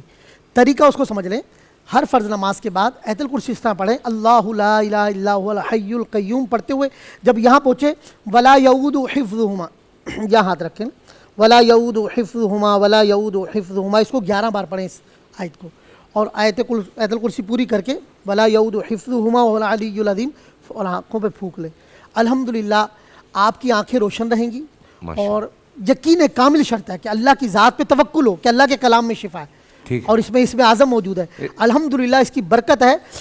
ایک تو آپ کی آنکھیں روشن ہوں گی, اور الحمدللہ ہم نے اس کا بارہا تجربہ کیا ہے کہ اللہ کے فضل سے الحمدللہ آیت الکرسی کی برکت یہ ہے کہ آپ کی بنا یعنی آنکھیں روشن ہو جائیں گی, اور آپ کا حافظہ بھی قوی ہوگا. اور سب سے بڑھ کر بات یہ, جو ہر فرض نماز کے بعد آیت الکرسی پڑھے گا, اللہ کے رسول صلی اللہ علیہ وسلم فرماتے ہیں اس کے اور جنت کے درمیان صرف موت حائل ہے. تو اس کو اپنے معمولات میں شامل رکھیں, اس کو یاد کر لیں. بچے کو آیت الکرسی یاد ہوتی ہے, اور انشاءاللہ اس کی برکت سے اللہ کے رحمت سے آپ کے حافظے بھی قوی ہوں گے, آپ کی آنکھیں بھی روشن ہوں گی, اور بعض نے یہاں تک لکھا ہے کہ آیت الکرسی پڑھ کر جو دعا مانگی جاتی ہے وہ قبول ہوتی ہے کیونکہ اس میں اعظم موجود ہے، تو سبحان اس کو اپنے معمولات میں شامل کریں۔ سبحان اللہ، ویسے بھی رمضان ہے ہی قرآن سے تعلق مضبوط کرنے کا سبحان مہینہ، اللہ۔ تو ہمیں چاہیے کہ ہم کثرت سے قرآن پڑھیں، سبحان انشاءاللہ بیڑا پار ہوگا۔ ہمارے جو نعت خواں ہیں یاسر بھائی وہ بھی موجود ہیں۔ یاسر بھائی یہاں پہ تھوڑی سی ڈسکشن آپ سن رہے ہوں گے کیا چل رہی تھی، جی جی اور اس حوالے سے بڑی لمبی ڈسکشن ہوئی ہے۔ آپ کا ایک انٹرویو میں نے دیکھا تھا ایک پروگرام میں، اس میں آپ نے اگری کیا تھا کہ ماشاءاللہ سے آپ نے 3 شادیاں کی ہوئی ہیں۔ جی بالکل ماشاءاللہ سے 3۔ جی شاہ صاحب یاسر بھائی تینوں ایک ساتھ ہیں یا کچھ فراغت؟ تینوں موجود ہیں لیکن الگ الگ رہتی ہیں۔ مطلب آپ کے ساتھ تو رہ رہی ہیں نا؟ جی جی میرے وہ ساتھ بھلے ہیں۔ الگ الگ رہ رہی ہیں۔ جی جی واہ بھائی ماشاءاللہ۔ کیسے مینج کرتے ہیں یاسر بھائی؟ اس کا کوئی وظیفہ کیا ہے اس طرح کا؟ تین شادیوں کا وظیفہ یہ ہے کہ پہلی بیگم سے پوچھ کے کریں۔ اچھا، اور پھر تیسری جو ہے پہلی شادی کا وظیفہ تو ہمارے شیخ فرماتے تھے کہ 111 مرتبہ یا جامعہ پڑھا کریں، اللہ کا نام ہے، اور باقی شادیوں کا وظیفہ یہ ہے کہ پہلی بیگم سے پوچھ کے کریں۔ یہ میری طرف سے وظیفہ ہے۔ یار سب باتیں ایک طرف، مفتی ابو محمد صاحب کے چہرے پہ مسکراہٹ آئی ہے، یہ سب سے خوبصورت بات تھی۔ ابو محمد صاحب ان اکثر کو مجھ سے اجازت نہیں ہے۔ یہ اچھی بات تھی کہ آپ کے چہرے پہ مسکراہٹ آئی ہے، آپ بہت سیریس رہتے ہیں۔ جی یاسر بھائی تو کیسے مینج کرتے ہیں؟ مینیج ایسے کرتے ہیں کہ الگ الگ رکھا ہوا ہے، اور ایک باہر ہے تو آنا جانا۔ باہر کہاں؟ دبئی میں۔ دبئی میں؟ جی کیا بات ہے یار، یاسر بھائی نان نفقہ خود پورا کرتے ہیں؟ الحمدللہ۔ ماشاءاللہ ماشاءاللہ۔ جی رضوان کیا پوچھ رہے ہیں؟ یہ کہہ رہے ہیں یا دبئی سے فنڈنگ ہوتی ہے؟ تو اگر بیگم جو ہے وہ اگر کما رہی ہیں تو کوئی حرج نہیں ہے، اگر وہ بخوشی اپنے شوہر کو جو ہے وہ من النساء مثنى وثلاث ورباع پر آپ جو رباع ہے اس پر کب عمل کریں گے؟ چوتھی آگے کریں گے انشاءاللہ۔ چلیں جی آگے بڑھتے ہیں۔ مجھ سے مفتی نوید صاحب کوئی سوال پوچھنا چاہ رہے تھے؟ جی میں تیار ہوں۔ دیکھیے فیصل بھائی، گزارش یہ ہے کہ آپ فیلڈ میں کام کرتے ہیں، میں بھی پاکستان کے مختلف ڈراموں کو اپنی حیثیت سے دیکھتا رہا ہوں، مختلف ٹی وی چینلز پر ان کا کانٹینٹ کہ کوئی ایسی بات جو غیر اسلامی ہو تو اس کو جو ہے وہ نکال دیا جائے، سینسر بورڈ کی۔ ہاں وہ یہ کام ہم نے کیا ہے۔ گزارش صرف اتنی سی ہے کہ اس وقت جو پاکستان میں ڈرامے چلتے ہیں، ہم عورتوں کی حقوق کی بات کر رہے ہیں، میں اس وقت اسلامی نقطہ نظر سے نہیں، مجھے تو یہ لگتا ہے ڈرامے دیکھ کر معاشرتی نقطہ نظر سے اور میڈیا کے حساب سے کہ مجھے یہ لگتا ہے کہ عورت کا دشمن نہ مرد ہے نہ کوئی اور ہے۔ مجھے تو ڈرامے دیکھ کر لگتا یہ ہے کہ عورت عورت کی دشمن ہے، مطلب اس کی بھاوج ہے، بہن ہے، شوہر کی جو اپنا دیگر رشتہ دار عورتیں ہیں، بعض دفعہ ساس ہمیں دشمن لگ رہی ہوتی ہے۔ تو یہ عجب سسٹم ہے۔ آخر یہ ہمارے جو رائٹرز ہیں یہ کوئی ایسی چیز لکھیں جس سے معاشرے کے اندر تبدیلی آئے، یعنی معاشرے کے لوگ ڈرامہ دیکھتے ہیں، میں لاکھ منع کروں بیٹھ کے کہ نہ دیکھو، لوگ دیکھتے ہیں، اور ہمیں انڈین ڈرامے دیکھنے کے بجائے اپنے ڈرامے دیکھنے چاہیے۔ میں یہ نہیں کہہ رہا ہمارے ڈرامے لوگ دیکھتے ہیں، ہمارے ڈرامے جو ہے نا وہ بہت بہتر ہوتے ہیں انڈیا کے مقابلے میں، چونکہ میں یہ چیزیں دیکھ چکا ہوں اس لیے عرض کر رہا ہوں۔ لیکن یہاں یہ جو چیزیں دیکھیں، بات بات پر طلاق کی بات آ جاتی ہے، بات بات پر عجم جو ہے وہ نظام آ جاتا ہے گھر میں، اور جو یہ عجیب چیزیں جو پہلے کے ہمارے ڈرامے تھے اگر ہم انہیں دیکھیں جو ہمارے پی ٹی وی کے زمانے میں 70 کی دہائی میں، 80 کی دہائی میں، 90 کی دہائی میں بنتے تھے، اگر ہم ان کو دیکھ کر کچھ چیزیں کریں، آپ خود وہاں موجود ہوتے ہیں، ہم نے آپ کو بھی دیکھا ہے، تو چونکہ آپ کی فیلڈ ہے تو میری گزارش یہ رہے گی کہ اس حوالے سے بھی جو اصلاح کا پہلو ہے، خاص طور پر عورتوں پر جو مظالم ہوتے ہیں اس کو روکنا، جیسے ابھی یہاں سوال ہوا تھا کہ قرآن سے شادی ہوتی ہے، دیگر چیزیں، یہ چیزیں معاشرے کی یہ بھی ہمیں سامنے لانی چاہیے اور مثبت انداز میں بات کروں آپ سے۔ ونی کے اوپر ہمارا ڈرامہ بنا باقاعدہ، وہ ڈرامہ چلا، لوگوں نے دیکھا، بہت اپریشیٹ کیا۔ قرآن پاک سے شادی کے اوپر فلم بھی بنی، ڈرامہ بھی بنا اور وہ بھی چلا ہے۔ پھر اس کے بعد معاشرتی جو مسائل ہیں جن پہ جب ہم بات کرتے ہیں، ایک تو ہم ہوتا کیا ہے کہ 2 ایپیسوڈ دیکھ کے یا 1 ایپیسوڈ دیکھ کے یا 4 سین دیکھ کے آپ فیصلہ نہیں کر سکتے کہ ہم کہانی کیا سنا رہے ہیں۔ جب تک آپ کتاب پوری نہیں پڑھیں گے آپ کو پتہ نہیں چلے گا کہ اس کے آخر میں کیا ہونے والا ہے۔ کبھی بھی جو اس طرح کا انسان ہے جو ڈرامے میں اس طرح کی چیزیں کر رہا ہے اس کو ہم ہیرو نہیں دکھاتے، وہ ویلن ہوتا ہے اور اس کا انجام ہمیشہ برا دکھاتے ہیں۔ دو کہ دنیا میں شاید اس کے ساتھ وہ برا نہ ہوتا ہو, آخرت میں ہوتا ہو وہ الگ بات ہے, لیکن ہم دنیا میں دکھاتے ہیں کہ اس کے ساتھ برا ہو رہا ہے اور وہ معافی تلافی بھی کرتا ہے اور وہ اپنی غلطی کو تسلیم بھی کرتا ہے. آپ کا جو ہیرو ہوتا ہے, چاہے وہ لڑکی ہو یا لڑکا ہو, اس کو ہم ایک بااصول انسان دکھاتے ہیں, یا اگر وہ غلط ہے تو اس کو ہم دکھاتے ہیں کہ وہ اپنے آپ کو بدلتا ہے اور وہ راہ حق پہ آتا ہے, چاہے وہ معاشرتی طور پہ آئے چاہے وہ اسلامی طور پہ آئے. ہمارے اس طرح کے بہت سارے ڈرامے ہیں جس میں میں نے بہت سارے ایسے ڈرامے کیے ہیں جس میں غلطیوں پہ شروع میں, پھر اس کے بعد وہ آہستہ آہستہ چینج ہوتا ہے. اب وہ چاہے کسی عورت کی محبت میں ہو چاہے اللہ کی محبت میں ہو, لیکن وہ اپنے آپ کو بدلتا ضرور ہے. سو وہ اس طرح سے ہیرو بنتا ہے, چاہے لڑکی ہو چاہے لڑکا ہو.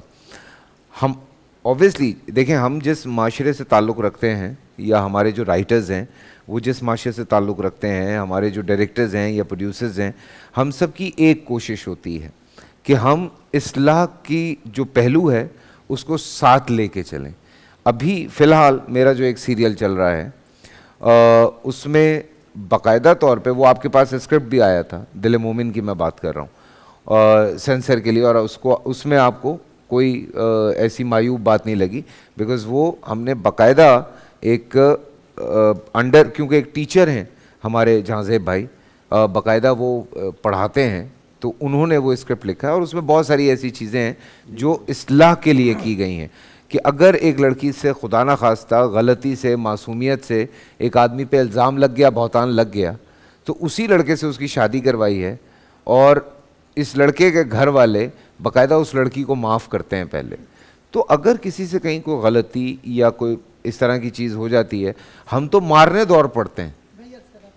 ہم کیونکہ آپ اور ہم مسلم معاشرے میں رہتے ہیں, ماشاء اللہ اسلامی جمہوریہ پاکستان ہے, آپ پردہ کرنے والی لڑکی کو آئیڈیل یا ہیرو کیوں نہیں بناتے؟ کیوں نہیں؟ آپ ڈرامے اٹھا کے دیکھیں, کتنے ڈرامے ہیں جس میں باقاعدہ طور پہ یہ دکھایا جاتا ہے کہ وہ لڑکی پر خدا اور محبت, آپ اٹھا لیں, باقاعدہ اس میں اس چیز کو واضح طور پہ دکھایا گیا ہے کہ وہ ایک پردے دار لڑکی ہے یا ایک علماء کی بیٹی ہے, قرآن پڑھنے والی ہے. ابھی جو میرا یہی پلے ہے اس میں ایک ماڈرن لڑکی ہے, جب وہ پہلی دفعہ جائے نماز پہ کھڑی ہوتی ہے تو وہ تو اس کا دل ہل جاتا ہے, اور جب وہ سجدے سے اٹھتی ہے تو صبح ہو چکی ہوتی ہے.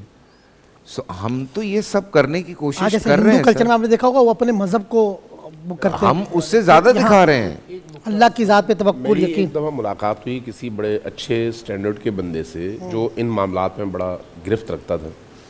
اس نے مجھے انڈین فلموں کے حوالے سے ایک بات بتائی ہے, تو وہ میرے لیے واقعی بڑی ہی الارمنگ صورتحال تھی. اس نے مجھے بتایا کہ سوشل موضوعات پہ انڈیا میں جتنی فلمیں بنتی ہیں ان میں 98% فلموں میں ہمیشہ کسی نہ کسی شکل میں مندر, بت, اس کے سامنے پوجا, اس کو ضرور ہائی لائٹ کیا جاتا ہے.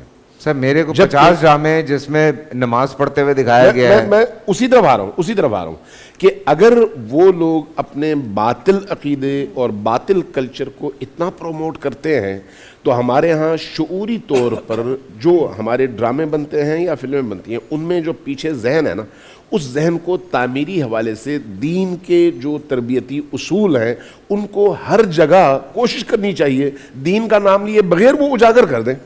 اس کے نتیجے میں آپ معاشرے کی تربیت اسی کے ذریعے سے کرتے ہیں. کروں گا کہ وہ ضرور دیکھیں.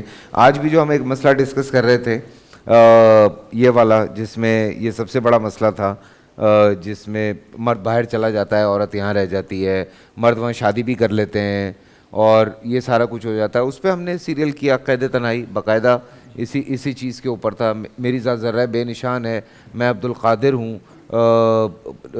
اپنا کیا کہتے ہیں بابا جانی ہے, دل مومن ہے, پتہ نہیں 500 ڈرامے میں تو نام بھی یاد نہیں ہے. ابھی ایک فلم قابل اصلاح چیز یہ ہے کہ ایک دفعہ مجھے ایک ڈرامے سے فون آیا کہ آپ کے پاس ہم مسئلہ پوچھنے آ رہے ہیں.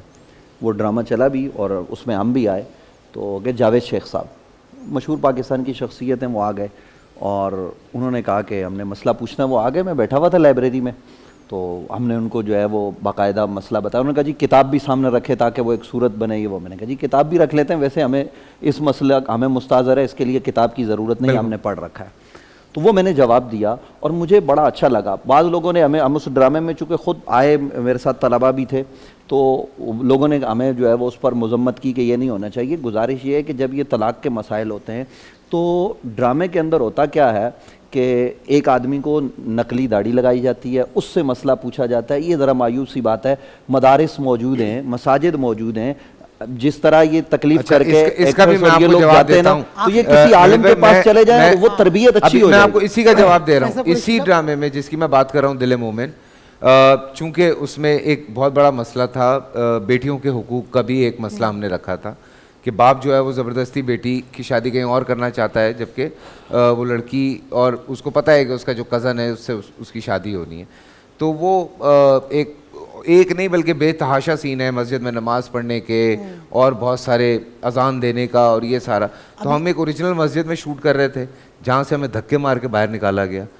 سو یہ والے ایشوز بھی ہمارے ساتھ ہوتے ہیں سر. نہیں, آپ مدرسے ہمیں میں جائیں مسجد گے سے نا, باقاعدہ دیکھیے دھکے مار کے آپ کو نکالا بتا رہا گیا. ہوں, مدرسے لوگ میں مارنے آ گئے تھے. یہاں شہیدی صاحب بیٹھے ہوئے ہیں, مفتی ابو محمد صاحب ہیں, اگر مسئلہ پوچھنے کے لیے جائیں گے اور کیمرے کے ساتھ جائیں گے تو کون منع کرے گا؟ میرے خیال میں ہم میں سے تو کوئی منع نہیں کرے گا. ہم تو یہی دکھا رہے تھے کہ ہم وضو دکھا رہے تھے, نماز دکھا رہے تھے, جمعے کی نماز دکھا رہے تھے, ہمیں اور اس طرح کی چیزیں دکھانی تھیں. ایک لڑکا جس پہ بہتان لگ گیا ہے, سب لوگ اس کو دھتکار دیتے ہیں, وہی آدمی جو مؤذن ہے, جو مولوی صاحب کے پیچھے کھڑے ہو کے نماز پڑھتا ہے.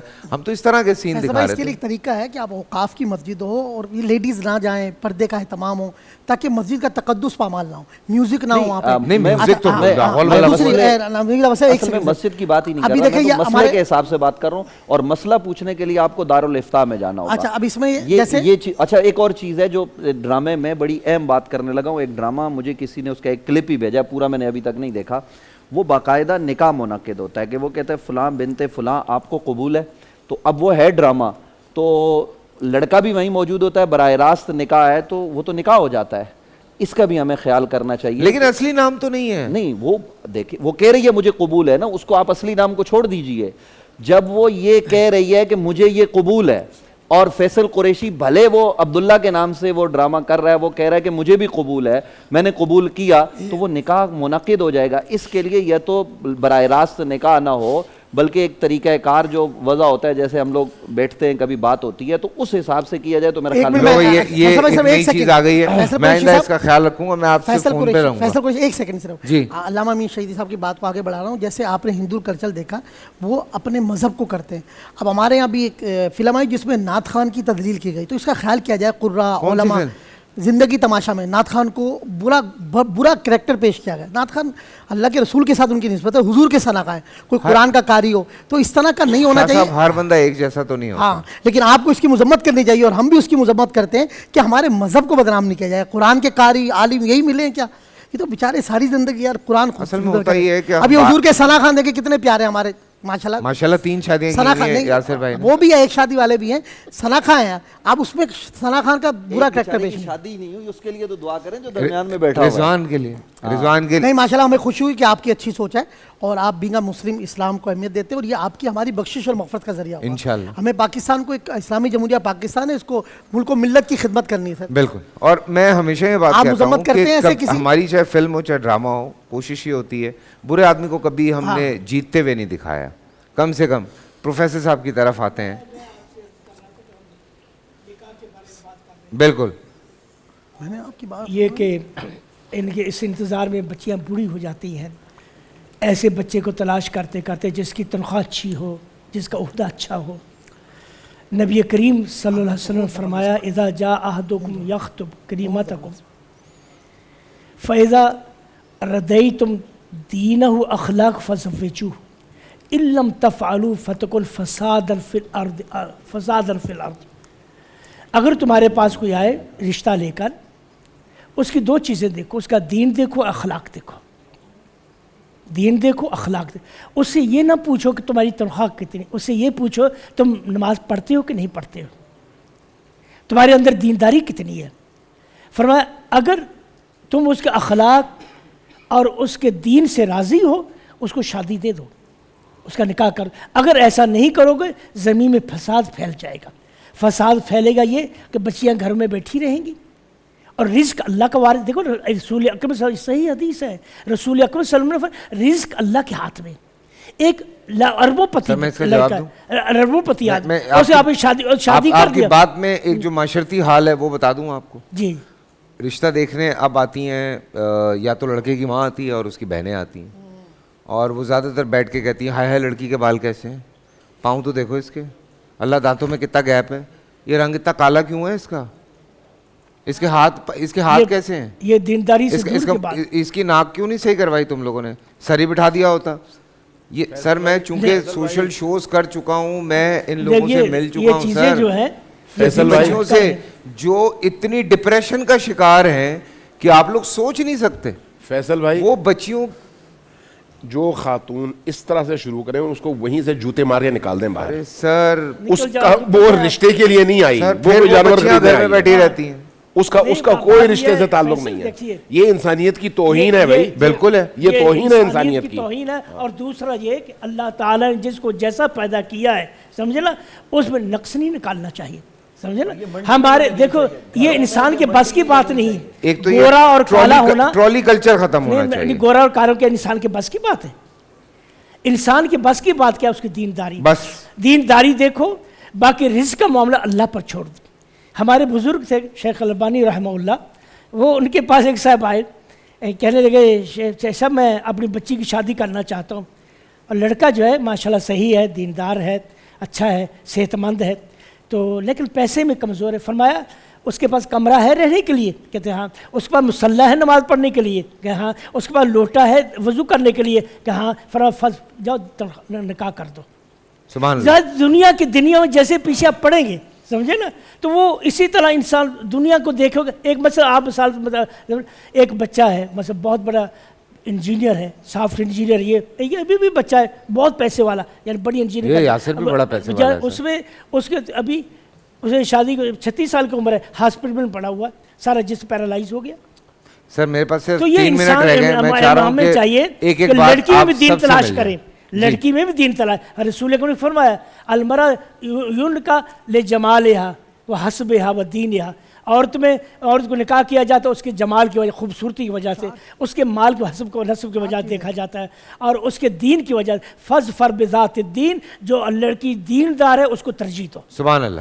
جی سر، جو بات کرنا چاہ رہا سر ہوں، میں یہ سب لوگ اتفاق کریں گے صرف اتنی سی بات کہ یہ جو آپ نے بات چھیڑی تھی، جو آتے ہیں رشتہ دیکھنے کے لیے، باقاعدہ پوری محفل سجتی ہے، پورے خرچے ہوتے ہیں، وہ بیچاری صبح سے شام تک جو ہے وہ کھانے بناتی ہے، اور پھر وہ لوگ کھا کے اور کہتے ہیں جی ہم استخارہ کریں گے، اور پھر جا کے دوسرے دن منع کر دیا جاتا ہے، اور یہ ڈھونک رچایا جاتا ہے کہ جی ہمارا استخارے میں نہ آئی ہے.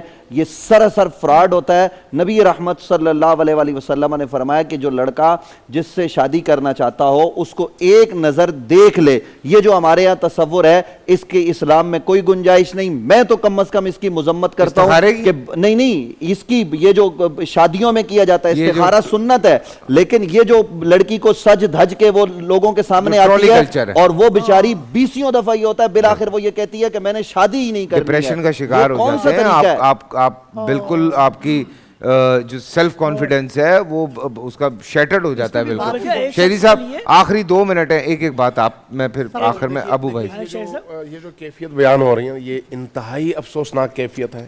یہ انسانیت کی تذلیل ہے. مذہب کی بات ہی چھوڑ دیں بالکل، یہ چاہے کوئی بھی ہو انسانیت کی تذلیل ہے. اللہ نے اور اللہ کی کتاب نے انسان کو عظمت دیا ہے. بے شک عورت کو اس کا وقار دیں، اس کا مقام دیں، اس کو احترام دیں، اور رشتہ یہ دیکھ کر کبھی بھی نہ کریں کہ پیسہ ہے یا نہیں ہے. یہ دیکھ کر کریں کہ کیا اس کے اندر ایمان نمبر 1 اور غیرت و حمیت ہے یا نہیں ہے. اگر غیرت اور حمیت ہو تو خود بھوکا رہے گا، بیوی کو کھلائے گا. اگر بے غیرت ہو اور اس کے پاس کروڑوں روپے ہوں وہ بیوی کو بھی بیچ کے کھا جائے گا. اس لیے اس کے اندر موجود ایمان اور حمیت اور غیرت دیکھیں، رشتہ کر دیں، اللہ برکت دے گا انشاءاللہ. سخت مذمت کرتا ہوں جو نبی علیہ السلام نے کی کہ ہمارے یہاں کیا ہے، ساری زندگی بیٹی کو پالا بڑا کیا، اب اس کو رخصت کا وقت آ رہا ہے فیصلے کا، آن لائن استخارہ. یہ کون سا 100 روپے 200 روپے؟ یار آپ کی بیٹی اتنی یعنی کہ آپ کے لیے بوجھ ہو گئی کہ آپ 1 منٹ کا، ہمارے بھی لوگ یہ 1 سیکنڈ میں. بھائی خدا رہا استخارے کو مذاق نہ بنائیں. استخارہ 2 رکعت نفل ادا کریں جو اللہ کے رسول نے فرمایا، اور وہ دعا پڑھیں خود، اور پھر رات کو سو جائیں, جو حدیث میں تعلیم دی گئی ہے. یہ ہمارے آن لائن استخارہ بچیوں کو طلاقیں ہو رہی ہیں جی, استخارہ کر لیے. یہ استخارہ نہیں, استخارے کا مذاق ہے. لوگوں نے کاروبار بنایا ہوا ہے کہ 100 روپے 200 روپے آن لائن فون کیا جی میری بیٹی کا یہ نام ہے, اور اس پہ جو حضرت یہ میں کہتا ہوں اس کے خلاف بھی آپ عوام کریں. میرے پاس نا یہ بدبختی ہے سر, میرے پاس پورا ایک ٹاپک ہے, میں نے آپ سے یہ اس پہ اسلام بات کا کرنا مذاق ہے, یہ استخارے کا مذاق ہے حضرت, یہ استخارے کا مذاق ہے. تو میں کہتا ہوں وہ ماں باپ ظالم ہیں جو آن لائن فون کر کے ایک لمحے میں اپنی بیٹی کا فیصلہ کریں کہ مولانا صاحب بجلی کا بل تھوڑی آن لائن جمع کرا رہے ہو. اس بیچارے نے کاروبار بنایا, اس کو قرآن بھی پڑھنا نہیں آتا, وہ نمازی بھی نہیں ہے, وہ عالم بھی نہیں ہے, اور وہ بیچارہ لوگوں کی زندگی فیصلے کر رہا ہے. اس کی مذمت کرتے ہیں. بسم اللہ جی بالکل جی.